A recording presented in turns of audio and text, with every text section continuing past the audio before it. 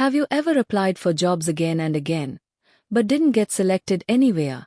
Trust me, you're not alone. I've been there too, and today I want to share my journey and how I turned rejection into motivation. At first, every rejection felt like a failure. I questioned myself.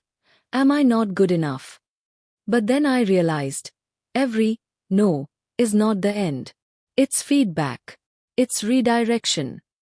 I started analyzing my applications, improving my resume, practicing interviews, and most importantly, building confidence.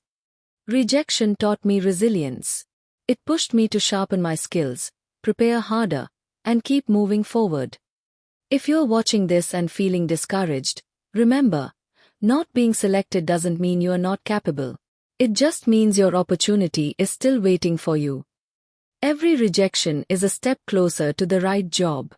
Keep learning, keep applying, and don't give up. Thank you for listening to my story. If you faced rejection too, share your experience in the comments. I'd love to hear how you're handling it. And if this video gave you hope, don't forget to like, subscribe, and share it with someone who needs motivation today.